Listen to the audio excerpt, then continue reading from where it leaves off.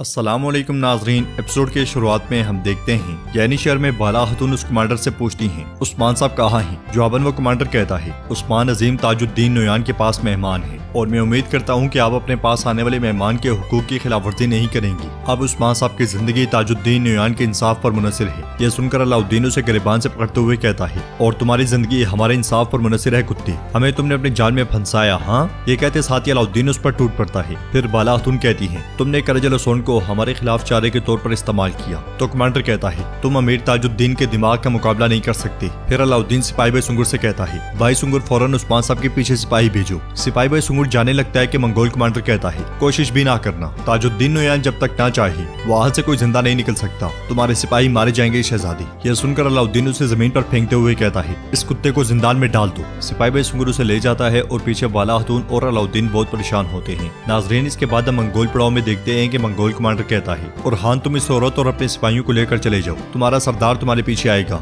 यह सुनने के बाद उरहान बुरहान की जानिब देखता है तो वो हाम इस तरह लाता है। फिर उरहान सिपाहियों से कहता है सिपाहियों चलो, मगर एल्चम खातून पिंजरे की जानिब बढ़ते हुए कहती है मैं अपने बाबा और भाभी के बगैर कहीं नहीं जाऊंगी। तो उरहान उन्हें रोकते हुए कहता है अगर उस्मान साहब के पास कोई मंसूबा ना होता तो हमें वो यहाँ से जाने को ना कहते। इस पर एल्चम खातून कहती है उन्हें उस मंसूबे के बारे में हमें बताना चाहिए। इसके अलावा उन्होंने ताजुद्दीन नोयान से क्या बात की कि हमें जाने को कह दिया, मैं इनके बगैर कहीं नहीं जाऊंगी। ये कहते साथ ही वो आगे बढ़ने लगती है तो गुंदूज साहब कहते हैं बेटी बस करो, तुम इनके साथ जाओ। तो एल्चम खातून कहती है मैं आपको यहाँ इस तरह नहीं छोड़ सकती बाबा। तो एल्चम खातून की भाभी कहती है ये जानने के बाद कि तुम ठीक हो हमें तसल्ली मिल गई है, अब तुम जाओ। फिर गुंदूज साहब कहते हैं इनके साथ जाओ, पागल मत बनो। उन्हें सुनने के बाद उरहान एल्चम खातून से कहता है तुमने अपने बाबा की बात सुनी, मैं जानता हूँ कि तुम अपने बाबा और भाभी के लिए परेशान हो, लेकिन तुम्हें मालूम होना चाहिए कि ये उस्मान साहब का कोई मंसूबा होगा। अल्लाह की मर्जी से हम तुम्हारे बाबा और भाभी दोनों को बचा लेंगे, लेकिन हमें अभी जाना होगा। ये कहते साथ ही उरहान और एल्चम खातून आगे बढ़ जाते हैं और पिंजरे में कैद गुंदूज साहब बहुत रोते हैं। अंदर खेमे में उस्मान साहब नोयान से कहते हैं अगर ये तुम्हारी शराइत है, अगर तुम मुझे अपने मातहत और मेरे सिपाहियों को अपना सिपाही बनाना चाहते हो तब अल खानी रियासत अपनी पहली मुहिम मुझ पर अंजाम देगी। तो नोयान कहता है सूरत हाल बेहतर हो सकती है और चीजें बदल सकती हैं, जल्दी ना करो,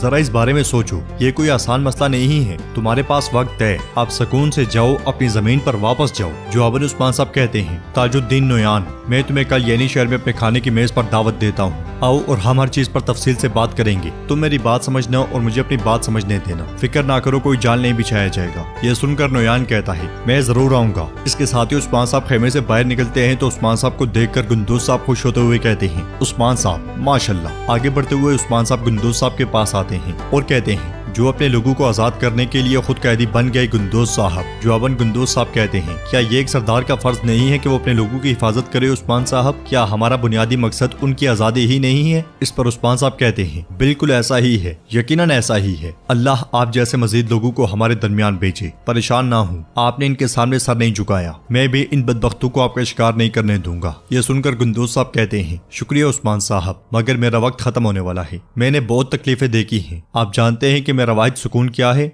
मेरी बेटी आपके साथ महफूज है, वो अपने साथ सिपाहियों को यहाँ लाई थी, अब वो आपकी कमान में लड़ रही है। तो उस्मान साहब कहते हैं मैं आपकी तकलीफ जानता हूँ, फिक्र ना करें, आपको बेहतर सुकून मिलेगा, हम इनसे इसकी अदायगी जरूर लेंगे। ये सुनकर गुंदूज साहब कहते हैं देखो जरा मैं क्या कह रहा हूँ, मैं एक तुर सरदार से कह रहा हूँ कि वो हार मान ले। हाँ, जवाबन उस्मान साहब कहते हैं बिल्कुल ठीक, आपके सिपाही आएंगे, आपके सरदारान आपके सामने कतार में खड़े होंगे, आप अपनी उम्मीदें ना छोड़ें। अब मुझे बताएं आप इस हाल तक कैसे पहुंचे? तो गुंदूज साहब कहते हैं हमने उलजायतों को अपने सिपाही इकट्ठे नहीं करने दिए, लेकिन ताजुद्दीन नोयान ने बहुत सी चालें चली और हमें धोखा दिया। उसने मेरे मरहूम बेटे से दस्तखत करवा लिए और हमारे खिलाफ खड़ा कर दिया। मैंने अपने बेटे को उस वक्त दफन किया जब हमारे दरमियान इख्तलाफात चल रहे थे, अफसोस के हम में इख्तलाफात थे, फिर हम कोनिया और तबरेज के दरमियान फंस गए, उन्होंने हमें तोड़ दिया और हम इस हाल तक पहुंच गए। सुने उस्मान साहब इस कुत्ते के साथ मेल जोल ना करें, यह कुत्ता हक बात से मुकरने वाला इबलीस है और इसकी जुबान खंजर से भी ज्यादा तेज है, इसे इसकी मौत के सिवा कोई चीज नहीं रोक सकती, लेकिन जैसे हमारा यहाँ से निकलना नामुमकिन है वैसे ही ये काम भी मुश्किल है। इसलिए मैं ताजुद्दीन नोयान खेमे से बाहर आता है और उस्मान साहब गुंदूज साहब से कहते हैं हाय मामा के औलाद इन कुत्तों के हाथों में छोड़कर क्या आपको लगता है कि मैं ऐसे ही चला जाऊंगा? परेशान ना हूँ, या तो इन्हें मार कर या इन्हें रोक कर मैं आपको यहाँ से ले जाऊंगा, मैं ताजुद्दीन नोयान को कुचल दूंगा। ये कहते साथ ही उस्मान साहब ताजुद्दीन नोयान को देखते हुए घोड़े पर सवार हो जाते हैं और फिर गुंदूज साहब को खुदाफिज कहते हुए चले जाते हैं। उधर हम देखते हैं कि उरहान एल्चम खातून और सिपाहियों के साथ यानी शहर में दाखिल होता है। घोड़े से उतरने के बाद एल्चम खातून आगे बढ़ते हुए उरहान से कहती हैं आप मुझे यहाँ क्यों लाए हैं? उरहान साहब मैं नहीं रुकूंगी, मैं वापस जाऊंगी और अपने बाबा को बचाऊंगी। ये कहते साथ ही वो आगे बढ़ती हैं तो ओरहान उन्हें रोकते हुए कहता है, खातून जैसा मैंने कहा है वैसा करो, हम मेरे बाबा की वापसी का इंतजार करेंगे। जवाबन इल्चम खातून कहती हैं, उस्मान साहब ताजुद्दीन नोयान के खिलाफ खड़े नहीं हो सकेंगे, ये वाज़ेह है, छोड़ दो मुझे अपनी मर्जी करने दो। मगर ओरहान फिर से उन्हें रोकते हुए कहता है, मैंने आपसे कहा है कि मेरे बाबा की वापसी का इंतजार करेंगे। इसलिए में मलून खातून और बाला खातून वहाँ पे आती हैं और ये मंजर देखकर बाला खातून पूछती हैं, क्या हुआ ओरहान, यहाँ क्या हो रहा है? उस्मान साहब कहाँ हैं? जवाबन ओरहान कहता है, वो ताजुद्दीन नोयान के साथ हैं, उन्होंने हमें इंतजार करने का हुक्म दिया है, जब वो वापस आएंगे तो हमें सब कुछ बता देंगे। ये सुनकर बाला खातून कहती हैं, कराजल सोन को ताजुद्दीन नोयान ने अपने मकसद के लिए चारे के तौर पर इस्तेमाल किया, वो शुरू से ही हमारे साथ खेल खेल रहा था, ये किस किस्म का सांप है? तो अल्चम खातून कहती हैं, मेरे बाबा और भाभी अभी तक उस आदमी के हाथ में हैं, मैं यहाँ कैसे रुक सकती हूँ? तो मलून खातून कहती हैं, तुम रुकोगी, तुम इंतजार करोगी, जब उस्मान साहब आएंगे हम हालात को समझेंगे और जो जरूरी हुआ वो करेंगे। इसके साथ ही वो सब आगे बढ़ जाते हैं। उधर रोमी जिल्लात की क़यादत में एक बहुत बड़ा बाज़ंतीनी काफिला आगे बढ़ रहा है। काफिले में मौजूद लोगों ने तरह तरह के झंडे उठाए होते हैं और वो हथियारों से लैस होते हैं। काफिला सुस्त रफ्तार के साथ आगे बढ़ता ही चला जाता है। काफिले को देखकर ऐसा लगता है कि कई फौजें इसी काफिले में शामिल हैं और रोमी जिल्लात के नाम से मशहूर आदमी इसकी सरबराही कर रहा है। उधर हम देखते हैं कि नोयान पिंजरे के पास जाता है और कहता है, नौकरों इन्हें पानी दो, ये कहियों कि उस्मान साहब को मेरे पास लाएंगे। मंगोल सिपाही गुंदोज साहब को पानी देता है तो वो कहते हैं, हम इसमें से एक कतरा भी नहीं पिएंगे। ये कहते साथ वो पानी की बोतल नोयान के सामने फेंक देते हैं और कहते हैं, बिल्कुल भी नहीं, तुम कभी भी उस्मान को काबू नहीं कर सकोगे। जवाबन नोयान कहता है, उस्मान एक अक्लमंद आदमी है, जल्द या बदेर वो मेरे आगे झुकेगा, अगर वो नहीं झुकता तो मैं उसे झुकाऊंगा। इस पर गुंदोज साहब कहते हैं, तुम्हारे मंसूबे काम नहीं करेंगे ताजुद्दीन नोयान, फिर उस वक्त मैं तुम्हारा सर काट दूंगा। यह सुनकर नोयान कहता है, तुम कभी भी समझदार नहीं बन सकते, मैंने तुम्हारे कबीले के लोगों और सिपाहियों को मार डाला, मैंने तुम्हारी बीवी और तुम्हारे बेटे को कत्ल किया, मैंने सोचा कि तुम अक्लमंद हो जाओगे। जवाबन गुंदोज साहब हाथ उसकी जानिब बढ़ाते हुए कहते हैं, मैं अक्लमंद हूँ,